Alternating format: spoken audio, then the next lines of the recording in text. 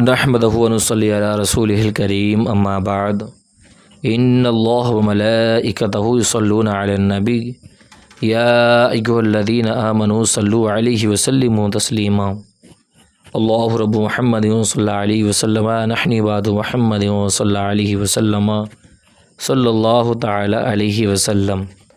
تو آج کا درس سیرت مصطفیٰ صلی اللہ تعالی علیہ وسلم، صفحہ نمبر 95 اور کعبہ کی تعمیر۔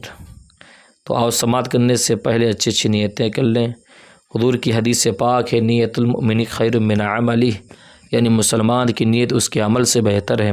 میں بھی اچھی نیت کرتا ہوں، آپ بھی اچھی نیت کر لیجئے۔ اور آپ سبھی کا ہمارے یوٹیوب چینل برکات آن لائن اکیڈمی سے جڑنے کے لیے آپ سبھی کا میں تہہ دل سے استقبال کرتا ہوں۔ چلو سماعت کریں۔ کعبہ کی تعمیر۔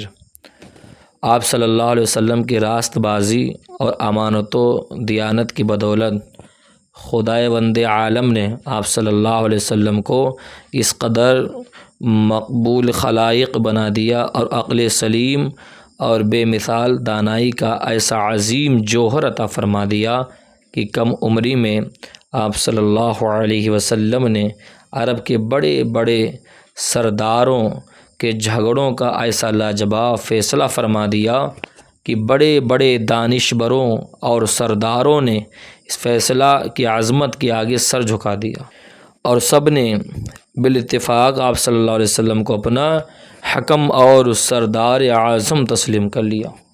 چنانچہ اس قسم کا ایک واقعہ تعمیر کعبہ کے وقت پیش آیا، جس کی تفصیل یہ ہے کہ جب آپ صلی اللہ علیہ وسلم کی عمر 35 برس کی ہوئی تو زوردار بارش سے حرم کعبہ میں ایسا عظیم سیلاب آ گیا کہ کعبہ کی عمارت بالکل ہی منہدم ہو گئی۔ حضرت ابراہیم و حضرت اسماعیل علیہ السلام کا بنایا ہوا کعبہ بہت پرانا ہو چکا تھا، اور عمالقہ قبیلے جرہم اور قصی وغیرہ اپنے اپنے وقتوں میں اس کعبہ کی تعمیر و مرمت کرتے رہتے تھے، مگر چونکہ عمارت نشیب میں تھی اس لیے پہاڑوں سے برساتی پانی کے بہاؤ کا زوردار دھار وادی مکہ میں ہو کر گزرتا تھا۔ اکثر حرم کعبہ میں سیلاب آ جاتا تھا۔ کعبہ کی حفاظت کے لیے بالائی حصہ میں قریش نے کئی بند بھی بنائے تھے، مگر وہ بند بار بار ٹوٹ جاتے تھے۔ اس لیے قریش نے طے کیا کہ عمارت کو ڈھا کر پھر سے کعبہ کی ایک مضبوط عمارت بنائی جائے، جس کا دروازہ اور چھت بھی ہو۔ چنانچہ قریش نے مل جل کر تعمیر کا کام شروع کر دیا، اور اس تعمیر میں حضور صلی اللہ علیہ وسلم بھی شریک ہوئے، اور سرداران قریش کے دوش بدوش پتھر اٹھا اٹھا کر لاتے رہے۔ مختلف قبیلوں نے تعمیر کے لیے مختلف حصے آپس میں تقسیم کر لیے۔ جب عمارت حجر اسود تک پہنچ گئی تو قبائل میں سخت جھگڑا کھڑا ہو گیا۔ ہر قبیلہ یہی چاہتا تھا کہ ہم ہی حجر اسود کو اٹھا کر دیوار میں نصب کریں، تاکہ ہمارے قبیلہ کے لیے یہ فخر اعزاز کا باعث بن جائے۔ اس کش مکش میں 4 دن گزر گئے، یہاں تک کہ نوبت پہنچی کہ تلواریں نکل آئیں۔ بنو عبد الدار اور بنو عدی کے قبیلوں نے تو اس پر جان کی بازی لگا دی، اور زمانے جاہلیت کے دستور کے مطابق اپنی قسموں کو مضبوط کرنے کے لیے ایک پیالہ میں خون بھر کر اپنی انگلیاں اس میں ڈبو کر چاٹ لیں۔ 5ویں دن حرم کعبہ میں تمام قبائل عرب جمع ہوئے، اور اس جھگڑے کو طے کرنے کے لیے ایک بڑے بوڑھے شخص نے یہ تجویز پیش کی کہ کل جو شخص صبح سویرے سب سے پہلے حرم کعبہ میں داخل ہو اس کو پنچ مان لیا جائے، وہ جو فیصلہ کر دے سب اس کو تسلیم کر لیں۔ چنانچہ سب نے یہ بات مان لی، اور خدا کی شان کہ صبح کو جو شخص حرم کعبہ میں داخل ہوا وہ حضور رحمت عالم صلی اللہ علیہ وسلم ہی تھے۔ آپ کو دیکھتے ہی سب پکار اٹھے، واللہ یہ امین ہے، لہذا ہم سب ان کے فیصلہ پر راضی ہیں۔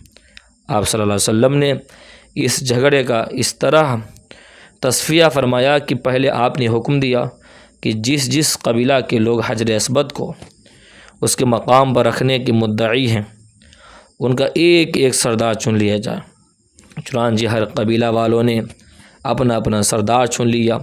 پھر حضور صلی اللہ علیہ وسلم نے اپنی چادر مبارک کو بچھا کر حجر اسود کو اس پر رکھا اور سرداروں کو حکم دیا کہ سب لوگ اس چادر کو تھام کر مقدس پتھر کو اٹھائیے۔ چنانچہ سب سرداروں نے چادر کو اٹھایا۔ جب حجر اسود اپنے مقام تک پہنچ گیا تو حضور صلی اللہ علیہ وسلم نے اپنے متورک ہاتھوں سے اس مقدس پتھر کو اٹھا کر اس کی جگہ پر رکھ دیا۔ اس طرح ایک ایسی خون ریز لڑائی ٹل گئی جس کے نتیجہ میں نامعلوم کتنا خون خرابہ ہوتا۔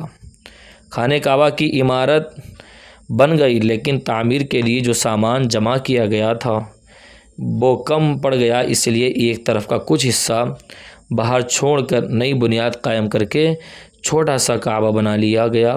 کعبہ معظمہ کا یہی حصہ جس کو قریش نے عمارت سے باہر چھوڑ دیا یہ حتیم کہلاتا ہے، جس میں کعبہ معظمہ کی چھت کا پرنالہ گرتا ہے۔ تو یہ جو حتیم ہے یہ حتیم ہے کعبہ شریف کے اوپر جو پرنالہ لگا ہوا ہے، جب بارش ہوتی ہے تو پانی اسی پرنالہ یعنی جسے میزاب رحمت کہتے ہیں اس سے گرتا ہے حتیم میں۔ یہ حتیم بھی کعبہ شریف کا حصہ ہے۔ اس میں نماز کی یہ برکت ہے کہ جس شخص نے حتیم میں نماز پڑھ لی گویا اس نے کعبہ کے اندر نماز پڑھی ہے۔ تو اللہ تعالیٰ اگر آپ کو یہ موقع عطا فرمائے حج یا عمرے کا تو آپ جب اس مقام پر جائیں نا تو حتیم میں ضرور نماز ادا کریں۔ اللہ تعالیٰ ہمیں آپ کو عمل کی توفیق عطا فرمائے، حضور کی سیرت کی اللہ ہم سب کو خوب برکتیں عطا فرمائے۔ تو کعبہ کتنی بار تعمیر کیا گیا؟ ایک یہ سوال ہے، کعبہ کتنی بار تعمیر کیا گیا؟ حضرت علامہ جلال الدین سیوطی رحمۃ اللہ علیہ نے تاریخ مکہ میں تحریر فرمایا کہ خانہ کعبہ 10 مرتبہ تعمیر کیا گیا۔ نمبر 1، سب سے پہلے فرشتوں نے ٹھیک بیت المعمور کے سامنے زمین پر خانہ کعبہ کو بنایا۔ پھر حضرت آدم علیہ السلام نے اس کی تعمیر فرمائی۔ نمبر 3، اس کے بعد حضرت آدم علیہ السلام کے فرزندوں نے اس عمارت کو بنایا۔ نمبر 4، اس کے بعد حضرت ابراہیم خلیل اللہ ان کے فرزند اور ارجمند حضرت اسماعیل علیہ السلام نے اس مقدس گھر کو تعمیر کیا جس کا تذکرہ قرآن مجید میں ہے۔ نمبر 5، قوم عمالقہ کی عمارت۔ نمبر 6، اس کے بعد قبیلہ جرہم نے اس کی عمارت بنائی۔ نمبر 7، قریش کے مرث اعلیٰ قصی بن کلاب کی تعمیر۔ نمبر 8، قریش کی تعمیر جس میں خود حضور صلی اللہ علیہ وسلم نے بھی شرکت فرمائی اور قریش کے ساتھ خود بھی اپنے دوش مبارک پر پتھر اٹھا کر لاتے رہے۔ نمبر 9، حضرت عبداللہ بن زبیر رضی اللہ تعالیٰ عنہ نے اپنے دور خلافت میں حضور صلی اللہ علیہ وسلم کے تجویز کردہ نقشہ کے مطابق تعمیر کیا، یعنی حتیم کی زمین کو کعبہ میں داخل کر دیا اور دروازے سطح زمین کے برابر نیچا رکھا اور ایک دروازہ مشرق کی جانب اور ایک دروازہ مغرب کی سمت بنا دیا۔ نمبر 10، عبد الملک بن مروان اموی کے ظالم گورنر حجاج بن یوسف ثقفی نے حضرت عبداللہ بن زبیر رضی اللہ تعالیٰ عنہ کو شہید کر دیا اور ان کے بنائے ہوئے کعبہ کو ڈھا دیا۔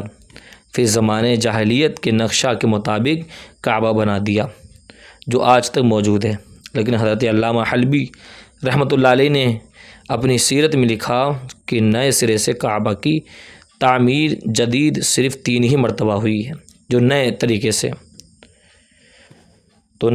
سے 3 ہی مرتبہ ہوئی۔ نمبر 1، حضرت ابراہیم خلیل اللہ علیہ السلام کی تعمیر۔ نمبر 2، زمانے جاہلیت میں قریش کی عمارت، اور ان دونوں تعمیروں میں 2735 برس کا فاصلہ ہے۔ حضرت عبداللہ بن زبیر رضی اللہ تعالیٰ عنہ کی تعمیر جو قریش کی تعمیر کے 82 سال بعد ہوئی۔ حضرات ملائکہ اور حضرت آدم علیہ السلام اور ان کے فرزندوں کی تعمیرات کے بارے میں علامہ حلبی رحمۃ اللہ علیہ نے فرمایا کہ یہ صحیح روایتوں سے ثابت ہی نہیں ہے۔ باقی تعمیروں کے بارے میں انہوں نے لکھا یہ عمارت میں معمولی ترمیم یا ٹوٹ پھوٹ کی مرمت تھی اور تعمیر جدید نہیں تھی۔ اللہ تعالی اعلم۔